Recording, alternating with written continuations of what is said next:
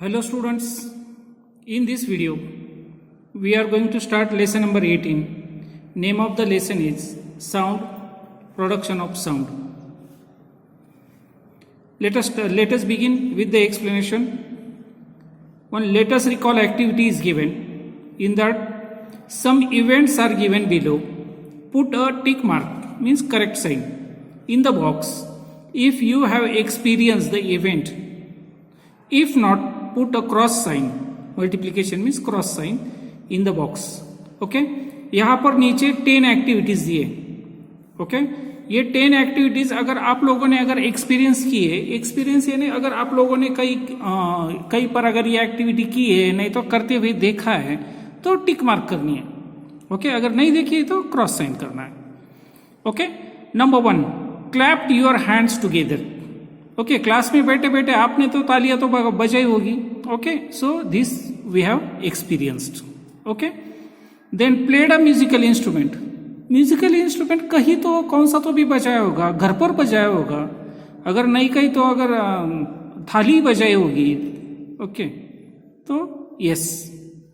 Bast a fire cracker, ये तो सबने किया ही होगा, right. Then knocked a close door, अगर दरवाजा बंद है तो अंदर जाने के लिए तो दरवाजा तो नॉक करना ही पड़ता है. ओके तो ये तो किया ही होगा सबने. Then whistled using a cap of a pen. Okay अगर पेन का अगर ये कैप है तो उसको यहां से हवा फूकते हैं. ओके ये तो किया ही होगा. ओके मैं अभी सिर्फ आवाज सुनाता हूं. ओके ये तो किया ही होगा सबने, sure. Then placed your palm on a mobile that is ringing. अगर मोबाइल का अगर फोन आ रहा है मोबाइल पर, ओके अगर उस पर अगर हाथ अगर रखते हैं, ओके तो उसके वाइब्रेशन जो फील होते हैं ना, तो ये भी सबने एक्सपीरियंस किया होगा, right. Then next, swung the clapper of the bell and the bell rang. Okay school में बेल होती है, ओके बजाने वाली, वो या तो आपने देखा होगा, नहीं तो प्यून मामा को आपने बजाते हुए देखा होगा. Okay a metal utensil fell down with a clatter. अब ये तो घर पर सभी ने एक्सपीरियंस किया ही होगा. गलती से अगर कोई डिश है, प्लेट है स्टील का, गिर गया, ओके तो एक्सपीरियंस किया है. Then there was a thunder clap in the sky में बारिश के दिनों में. ओके बहुत बड़ा आवाज आता है लाइटनिंग के वक्त. Okay so that everyone has experience. Then put your hand on a speaker which is producing sound. Okay music system का साउंड है, नहीं तो और कुछ है. ओके जब वो चालू रहता है तब उस पर अगर हमने आगे से सामने से अगर उस पर हाथ रखा होगा, ये भी किया है सब, right. Now let us move to the further explanation. Okay आगे क्या एक्सप्लेनेशन दिया है वो देखते हैं.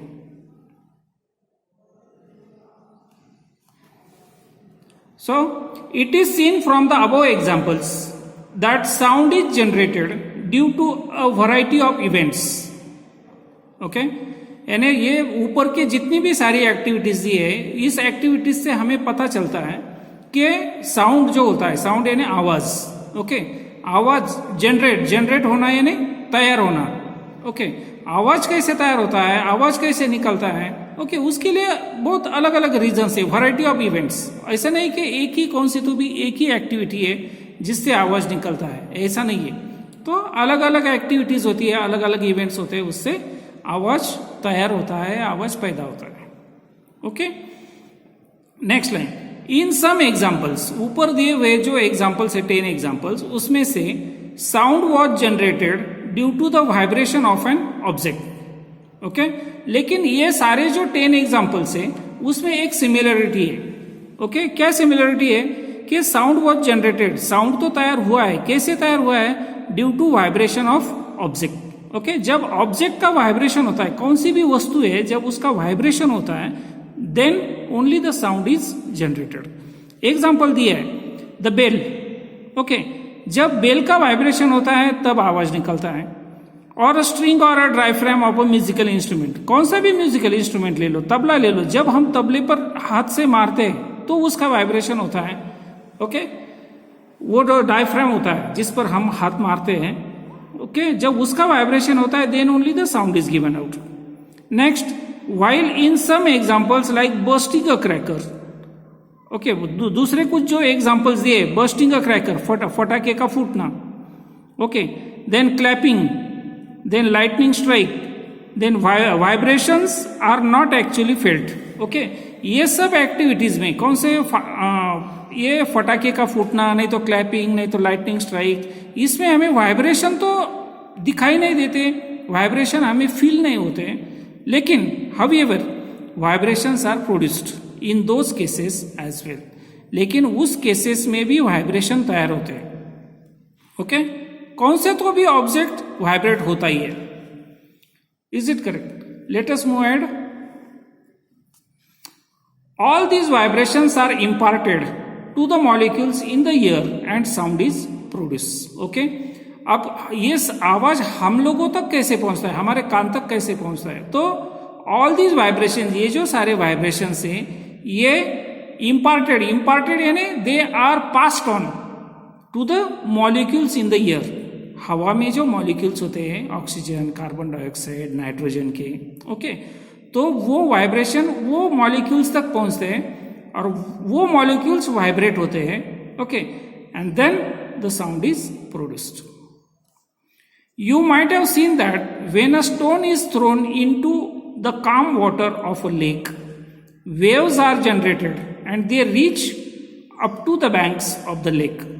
आप लोगों ने देखा होगा, अगर कहीं पर भी अगर कोई साइलेंट वाटर है, पानी है, पानी ऐसा साइलेंट है, उसमें अगर हम लोग पत्थर फेंकते हैं, ओके, तो जहां पर भी पत्थर फेंकते हैं उसके साइड में ऐसे वेव्स तैयार होती है, गोल गोल गोल गोल वेव्स, और वो वेव्स का आती है किनारे तक आती है। Okay, the same way wherever the sound is produced, okay, वहां से उसकी वेव्स तैयार होती है and those waves reach till our ears through the medium of air. Is it correct? Vibrations reach our ears through the air in the similar way and the sound is heard. Okay, इसी तरह जहां पर भी आवाज तैयार होता है वहां से वो वाइब्रेशन कहां पर जाती है? They are passed on to the molecules of the ear and those molecules they keep on vibrating and passing to the all directions. एक ही डायरेक्शन में नहीं, इन ऑल डायरेक्शंस, 360 डिग्री में, पूरे एंगल में वो वाइब्रेशन पास होते हैं and then they reach till to our ears and then we hear the sound. Okay, let us see in the coloured box what is given. Colour box में क्या दिया है? Use your brain power. When a singer tunes the musical instruments before he start singing, what exactly does he do? Okay, आप लोगों ने कहीं पर भी देखा होगा जहां पर म्यूजिक का प्रोग्राम चलता है, ओके, तो म्यूजिक का प्रोग्राम शुरू करने से पहले वो जो म्यूजिकल इंस्ट्रूमेंट वाले होते हैं वो उनका म्यूजिकल इंस्ट्रूमेंट एडजस्ट करते हैं। ओके, थोड़ा सा एडजस्ट करते वक्त देखा होगा आप लोगों ने, नहीं तो ये भजन कीर्तन वाले वगैरह वो प्रोग्राम शुरू होने से पहले उनका वो म्यूजिकल इंस्ट्रूमेंट का सेटिंग करते हैं, थोड़ा सा टाइट करना, ढीला करना वगैरह, वो देखा होगा आप लोगों। तो एग्जैक्टली वो क्या करते हैं? Okay, then answer is given, he ensures that the tanpura will produce the required notes. Okay, तो वो कंफर्म करते हैं, इंश्योर यानी खातरी करनी, ओके, कंफर्म करना कि जो उनका जो तानपुरा है, पखवाद है, नहीं तो गिटार है, जो कुछ भी म्यूजिकल इंस्ट्रूमेंट है, वो म्यूजिकल इंस्ट्रूमेंट उनको जैसा आवाज चाहिए, ओके, जैसा रिक्वायर्ड नोट, जैसा उसका ट्यून चाहिए, वैसा वो ट्यून देता है या नहीं देता है, नहीं तो उसके लिए कुछ एडजस्टमेंट अगर करनी है तो वो एडजस्टमेंट करने, ओके, स्ट्रिंग की लेंथ की एडजस्टमेंट वगैरह वो करते रहते हैं। That is he tunes the tanpura. तो एग्जैक्टली वो करता क्या है? वो तानपुरा है, वो पखवाद है, उसका क्या करता है? ट्यूनिंग करता है। ट्यूनिंग यानी उसका ट्यून कम ज्यादा करना और जिस भी ट्यून में वो चाहिए उस ट्यून में उसको सेट करना। ओके, वैसे ही दिया है, a tabla player tunes the tabla which I explain just now. पखवाद है ना, पखवाद उसको वो तबला उसी का ही एक प्रकार है। ओके, तो पखवाद एक ही, इसमें दो साइड होते हैं, तबले में दो होते हैं। तो वो तबले वाला भी देखो तो पहले एडजस्ट करते हैं, ऐसे वो कुछ लकड़ी का कुछ होता है उससे ठोकते हैं, वो लकड़ी साइड में जो लकड़ी के जो पीसेस लगाए होते हैं वो डोरी को, तो वो उसको एडजस्ट करते हैं, ऊपर नीचे करते हैं। यानी वो जो डायफ्राम होता है वो डायफ्राम को कितना खींचना है, कितना ढीला छोड़ना है।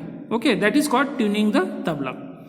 वैसे हारमोनियम वाला, the harmonium accompanist finds out before hand the key in which the singer will sing. Okay, harmonium वाला भी देखो, पहले गाना शुरू होने से पहले हारमोनियम वाला अपनी थोड़ा सा चेकिंग करने के लिए वो ट्यून करते रहता है, और वो कंफर्म करता है कि वो सिंगर कौन से की में, यानी कौन सी लेवल पर सिंगर गाने वाला है। ओके, और उसको कौन सी लेवल में हारमोनियम बजाना है। Alright, moving to the next. To tune an instrument is to adjust how high or low the pitch of the notes produced will be. Okay? तो exactly कौन सा भी इंस्ट्रूमेंट है उसको ट्यून करना। ओके, ट्यून करना मतलब उसका सेटिंग करना। इसका मतलब क्या है कि उसको जो पिच है, वो इंस्ट्रूमेंट का जो पिच है वो कितना हाई रखना है या कितना लो रखना है। ओके, ये डिसाइड करना पहले, that is called the tuning an instrument. Okay, the pitch of a sound depends upon its frequency. अब वो जो इंस्ट्रूमेंट होता है उससे जो निकलने वाली आवाज है उसको बोलते हैं पिच। ओके, तो वो पिच किस पर डिपेंड करती है, तो उस इंस्ट्रूमेंट की फ्रीक्वेंसी कितनी है। ओके, ये सारे पिच, फ्रीक्वेंसी वगैरह ये आगे लेसन में मैं एक्सप्लेन करूंगा डिटेल में। अब आप लोग सिर्फ इतना ध्यान में रखो कि ये पिच किस पर डिपेंड करती है, फ्रीक्वेंसी पर। ओके, अब इसका डिटेल दिया है कुछ। इन इंडियन म्यूजिक, अपना जो इंडियन म्यूजिक है उसमें द म्यूजिकल नोट्स, कौन से म्यूजिकल नोट्स है, सा रे ग म प ध नी। ओके, सा रे ग म प ध नी are of increasing higher pitch. Okay, अब देखो, अगर आप लोगों ने अगर म्यूजिकल क्लासेस में, नहीं तो सिंगिंग के क्लासेस में अगर आपने सुना होगा तो देखो, सा सबसे छोटे पिच में होता है। ओके, देखो, सा रे ग म प ध नी। ओके, तो नी सबसे हायर पिच में होता है। सबसे बड़ा पिच किसका होता है, नी का होता है। सबसे छोटा पिच किसका होता है, सा का होता है। Okay, in scientific terms frequency is a major of pitch. Okay, तो ये जो पिच है, पिच का मेजरमेंट कैसे होता है, फ्रीक्वेंसी में होता है। Okay, frequency is the measure of pitch. Pitch count करने के लिए किसका यूज होता है, फ्रीक्वेंसी का। Okay, let us move ahead to the next point. You have learn how sound is generated. अब तक हमें अभी ये क्लियर हो गया है कि साउंड कैसे जनरेट होता है। ओके, तो कौन सा भी इंस्ट्रूमेंट है, कौन से भी ऑब्जेक्ट है, वो जब वाइब्रेट होता है तो साउंड जनरेट होता है। Okay, then how it reaches us on travelling through some medium and is heard by us. Okay, और वो जो साउंड जनरेट होता है वो हम लोगों तक कैसे पहुंचता है। Okay, it is due to the medium. Okay, वो जो जहां पर साउंड तैयार होता है और हमारे कानों के बीच में जो कुछ भी है, हवा है, पानी है, कुछ सॉलिड है, ओके, उसको क्या बोलते हैं, मीडियम। तो उस मीडियम के जरिए हमारे कानों तक पहुंचता है और हम लोग वो सुनते हैं। Then you have also seen that vibration of an object is necessary for generation of sound. Okay, अब तक हम लोगों ने ये भी पढ़ा है कि कौन सा भी साउंड अगर जनरेट करना है तो उसके लिए क्या जरूरी है, वाइब्रेशन ऑफ एन ऑब्जेक्ट। किसी भी ऑब्जेक्ट का वाइब्रेशन होना बहुत जरूरी है, then only the sound is generated, तभी तो ये आवाज तैयार होता है। ओके, बिना वाइब्रेशन के आवाज तैयार होता नहीं। Now in the present lesson we will learn more about vibration, pitch, intensity and level of sound. Okay, तो तो इस लेसन में हम मेनली हम कौन सी बातों पर क्या what we are going to learn? We are going to learn about vibration, we are going to learn about pitch, we are going to learn about intensity and we are going to learn about level up sound. Okay, ये 4 बातें हम लोग सीखने वाले हैं इस lesson में। Let us move to the next page. When the string of a musical instrument such as a tanpura is plucked, okay, string मतलब क्या है? ओके, वो जो तार होता है उसको बोलते हैं स्ट्रिंग। तानपुरा मतलब ओके, वो तार का जो होता है बजाने के लिए, गिटार जैसा होता है लेकिन भजन में यूज करते हैं। ओके, उसको तानपुरा बोलते हैं। जब उस तानपुरे का एक आता स्ट्रिंग मतलब जो तार होता है, उसको जब प्लक्ड यानी उसको छेड़ते यानी ऐसा बजाते, तो the string can be seen to vibrate but the 2 ends of the vibrating string are still। जब वो स्ट्रिंग हम लोग उसको प्लग करते हैं, उसको वाइब्रेट करते हैं हाथ से, ओके, तो वो वाइब्रेट तो होता है लेकिन वहां पर उसकी एक स्पेशलिटी है, उसके दोनों एंड्स ओके वो फिक्स होते हैं। स्टिल मतलब they are fix at one place. Okay, वो हिलते नहीं है। कौन सा पार्ट हिलता है? समझो यहां से यहां तक स्ट्रिंग फिक्स किया है, अगर हम लोग यहां पर प्लग करते हैं तो यहां पर वाइब्रेशन दिखाई देगा यहां से यहां तक। ओके, यहां पर वाइब्रेट नहीं होता, यहां पर वाइब्रेट नहीं होता। Right, okay, then as it vibrates, जैसे वो वाइब्रेट होता है, the string moves to one side of the central part and comes back to the central position. This motion of the string is repeated again and again at fixed intervals of time. Such motion is called periodic motion. Okay, ये तो हमने types of motion में पढ़ा है, periodic motion. Okay, होता क्या है, जब हम लोग ये स्ट्रिंग इसको प्लग करते छेड़ते उसको, ओके, तो क्या होता है, वो यहां से यहां तक वाइब्रेट होता है। ओके, यानी सेंट्रल पॉइंट से इस साइड तक जाता है। ओके, फिर से यहां से निकलता है, वापस सेंटर तक आता है, सेंटर से वापस यहां तक आता है ऐसे। राइट, ओके, तो यहां से यहां तक पूरा वाइब्रेट होता है, but it also passes through its original position. Okay, यहां से ओरिजिनल पोजिशन तक जाता है, ओरिजिनल पोजिशन से इस साइड में जाता है, फिर से यहां से ओरिजिनल पोजिशन में आता है, फिर से वापस इस साइड में आता है। Okay, and it takes place at a fix time. Okay, ऐसा नहीं कि पहले वाइब्रेशन को 1 सेकंड लगा, दूसरे वाइब्रेशन को 2 सेकंड लगे, ऐसा नहीं होता, फिक्स पीरियड होता है। ओके, तो 1 सेकंड में सपोज 10 बार वाइब्रेट होता है, 1 सेकंड में 15 बार वाइब्रेट होता है, वो फिक्स होता है। So it is called as periodic motion. Okay, this goes on again and again. Okay, इसका रिपीटेशन होता है। एक बार अगर भी हमने छेड़ा तो उसके वाइब्रेशन नेक्स्ट 5-10 सेकंड तक चलते रहते हैं। ओके, उसके बाद वो धीरे धीरे कम होते होते then it comes to the silent position. Okay, so this type of motion is called as periodic motion. Okay, यहां पर ये दिखा है, ये देखो, ये तबला है, ये आदमी क्या कर रहा है, वो तबले को ट्यून कर रहा है। ये लेडी भी तबले को, सॉरी, ये जो तानपुरा है उसको, ओके, एंड ये harmonium. Okay, so tuning the instruments, ये हारमोनियम को ट्यून कर रही है, चेक कर रही है सारी कीज वगैरह चेक करके। ओके, ये भी इसके तानपुरे को ये कर रही है। ओके, अगर उसको चाहिए, उसका अगर कुछ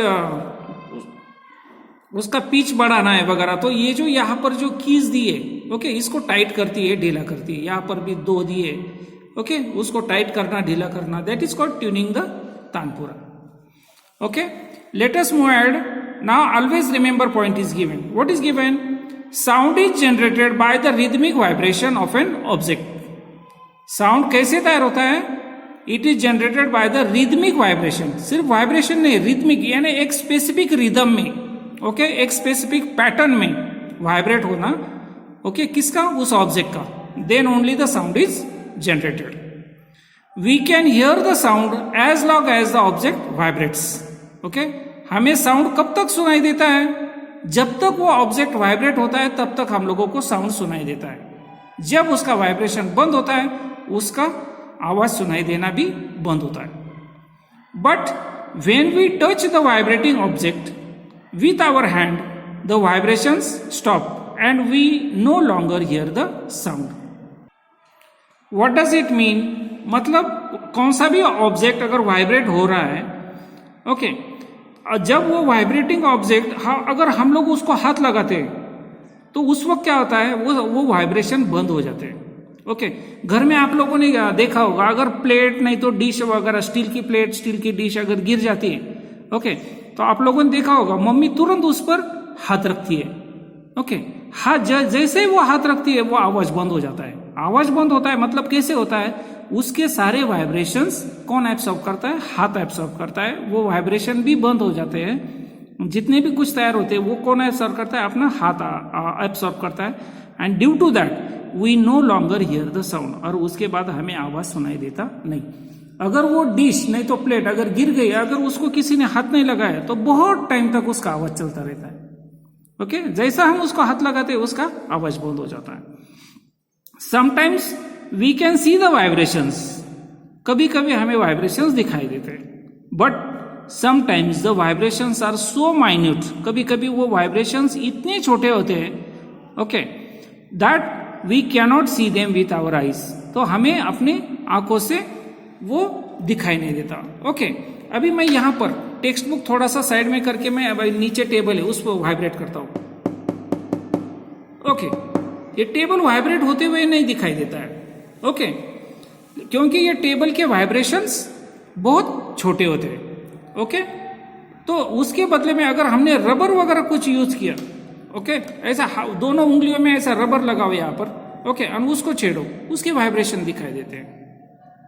right, let us move ahead to the try this. Point is given. What is it?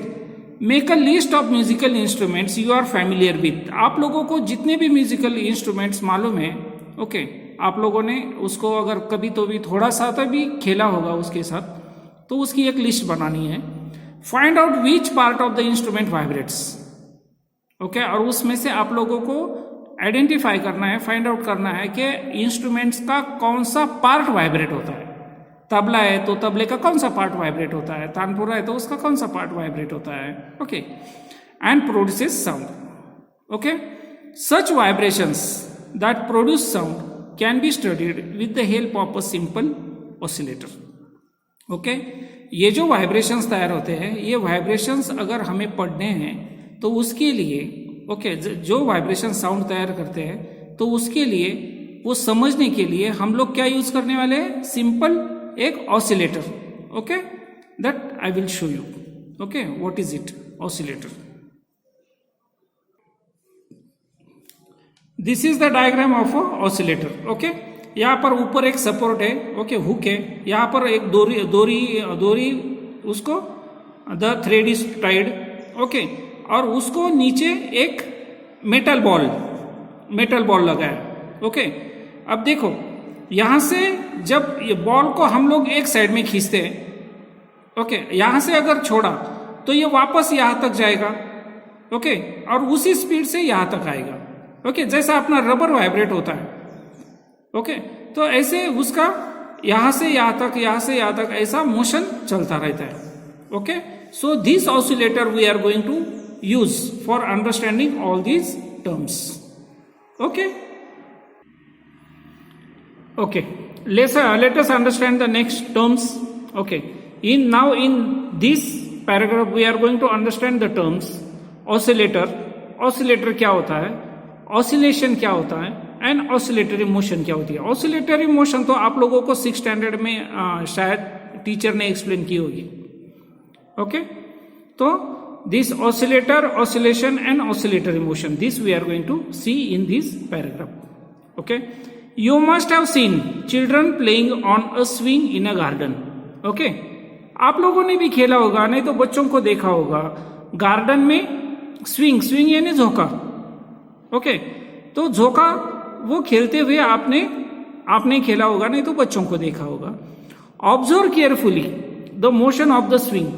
अगर वो स्विंग है, वो झोंका है, उसकी अगर मोशन अगर आप लोग अगर ठीक तरह से ऑब्जर्व करते हैं, सपोज अगर एक जगह पर यहां पर ऐसा वो बांधा हुआ है, अगर बच्चा बैठता है, जब उसको वो स्विंग किया जाता है तो वो आगे यहां तक आता है। Is it correct?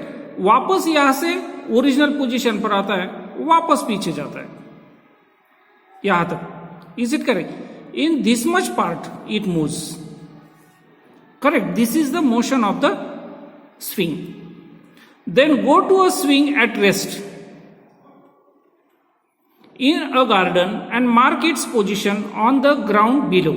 ओके, जब वो स्विंग रेस्ट पोजीशन में है तो उसको मार्क करो। यहां पर अब अगर हमने मार्क किया, okay, you can call this mark the central position. इसको क्या बोल रहा है? Central position of the swing. Now pull the swing to one side. अब ये स्विंग को एक साइड में पुल करो यहां तक। सपोज इसको ए बोलते हैं। ओके, अगर हमने इसको ए तक खींच लिया, okay, and let it go, और उसको जाने दो। Observe how it swings. क्या होगा? ये ए से कहां तक जाएगा?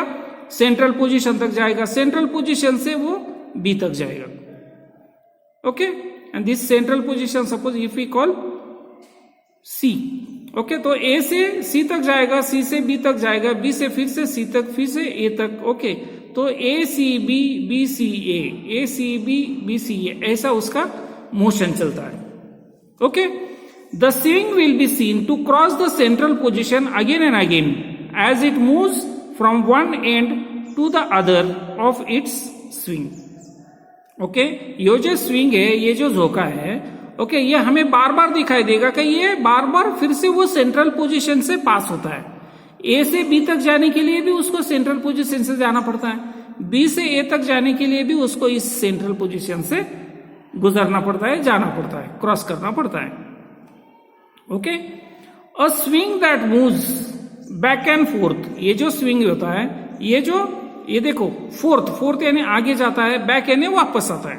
Okay, back and fourth like this is an oscillator. तो इसको क्या बोलते हैं? ऑसिलेटर। ये जो स्विंग है, ये ऐसा आगे पीछे जो होता है, तो इसको क्या बोलते हैं? Oscillator. Okay, remember this, oscillator. When the swing moves from one end to the other end returns to its starting point, it is said to have completed one oscillation. जब ये स्विंग ए से निकलता है, बी तक जाता है, B से वापस ए तक आता है, ये जो इतना जो डिस्टेंस कवर करता है, यानी आगे जाने की प्रोसेस और वापस आने की process, that is called as one oscillation. उसको बोलते हैं वन ऑसिलेशन। ओके, नहीं तो कभी आप लोगों ने काउंटिंग करते हुए देखा होगा, एक झोंका, दो झोंके, तीन झोंके। ओके, तो that is called one oscillation, उसको बोलते हैं एक oscillation. The back and forth motion of an oscillation on either side of the central position is called oscillatory motion. ये जो ऑसिलेटर होता है, इस ऑसिलेटर की जो आगे जाने की प्रोसेस और पीछे आने की प्रोसेस है, ओके, ये ए से बी तक और बी से ए तक, इसको बोलते हैं वन ऑसिलेशन। ओके, लेकिन ए से सेंट्रल पॉइंट तक और सेंट्रल पॉइंट से वापस ए तक, इतना ये जो मोशन हुआ है यहां से आधे तक की मोशन, उसको that is called as oscillatory motion. Okay, ये जो आगे जाने की प्रोसेस और पीछे जाने की प्रोसेस, ये जो है, इस मोशन को क्या बोलते हैं? Oscillatory motion. ओके, इस ए से बी तक, बी से ए तक, उसको बोलते हैं एक ऑसिलेशन। ओके, एंड ये जो मोशन है, इस मोशन को बोलते हैं ऑसिलेटरी मोशन। ओके, तो इस पैराग्राफ में हमने कितनी टर्म्स देखी है? 3। ऑसिलेटर का मतलब क्या है? जो वस्तु नहीं तो जो ऑब्जेक्ट ऑसिलेट होता है उसको क्या बोलते हैं? ऑसिलेटर। ऑसिलेशन का मतलब क्या है? कौन सी भी वस्तु जब हम लोग एक साइड में खींचते हैं, उसको छोड़ते हैं, वो बार बार उस आगे जाकर वापस आती है, आगे जाकर फिर से वापस आती है, that is called as oscillation. उसको बोलते हैं एक ऑसिलेशन। एंड ऑसिलेटरी मोशन का मतलब क्या है? कौन सी भी वस्तु जब आगे जाती है वापस आती है, आगे जाती है वापस आती है। ओके, तो ऐसे मोशन को क्या बोलते हैं? Oscillatory motion. Okay, let us move to next page number 120. One more activity is given to understand that those 3 points, okay, and also the next term. What is the activity? Take an empty porcelain bowl. एक empty bowl लेना है और an empty steel glass, नहीं तो steel का glass लेना है। Stretch a rubber band and fix it on the bowl और glass as shown in the picture. यहां पर जो नीचे दिखा है इधर, यहां पर ऐसे, ओके, ऐसे उसको फिक्स करना है। Now give a jerk to the rubber band. Repeat this action applying a smaller और greater force.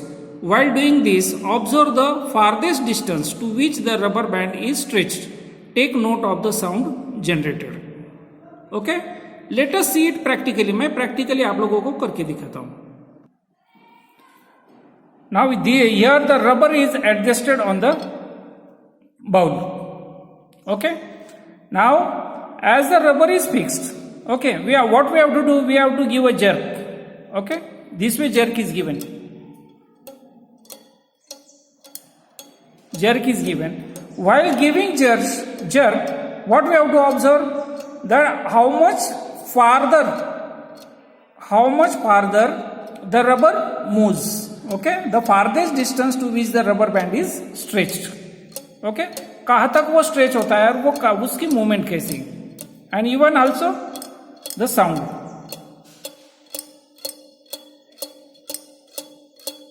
Is it right? Now in this activity we have seen that how the sound is generated. Sound कैसे तैयार होता है. Is it correct? Now let us move to next paragraph. When the rubber band is stretched, जब वो rubber band हमने stretch किया था and released, और जब उसको छोड़ा तब क्या हुआ? It got vibrated. It vibrates. Compare the vibrations along the figure alongside. When the rubber is stretched from the original position A and comes to position B, okay, it is seen to be curved. The maximum distance between the original position A and the position B on stretching the rubber is called the amplitude of vibration. Okay, now its meaning we will see on this figure. Okay, what is given? When the rubber band is stretched, जब अब ये इसको ही rubber band समझो, जैसे कि यहां पर rubber band है, ओके, इस रबर बैंड को हमने छेड़ा है ऐसे, तो रबर कहां तक जाएगा? राइट साइड में यहां तक जाएगा, लेफ्ट साइड में यहां तक जाएगा. ओके, ये रबर वाइब्रेट होता है मैक्सिमम यहां तक, इस साइड में यहां तक. Okay, so this is the vibration of the rubber.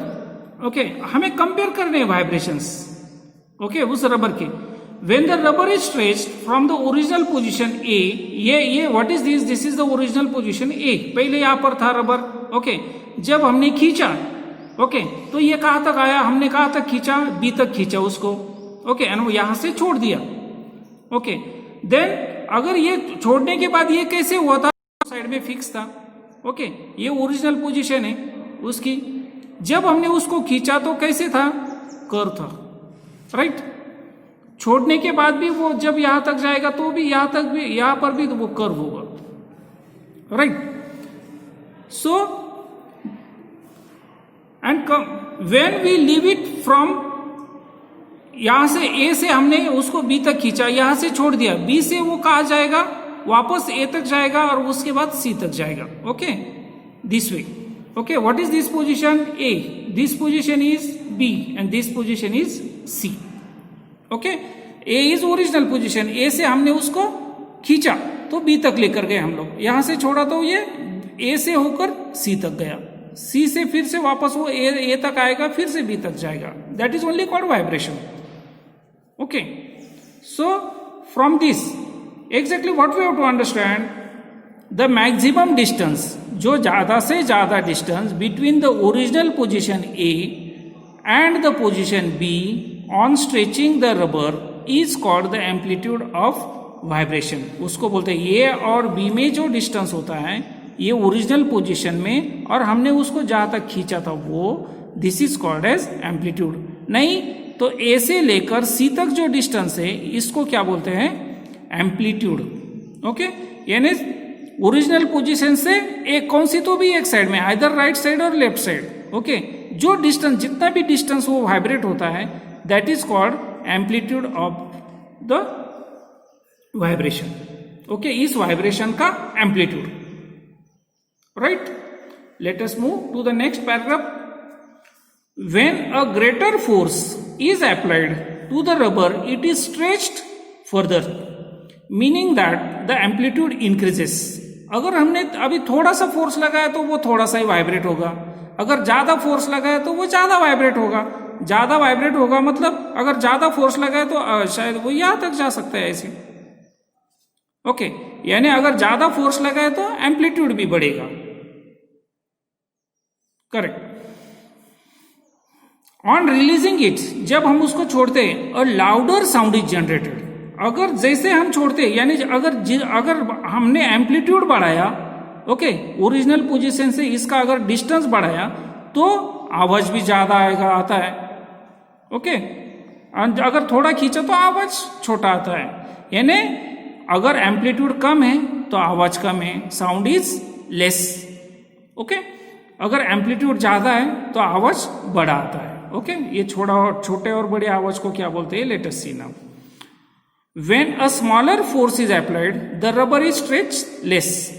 Then the amplitude is smaller and the sound is softer too.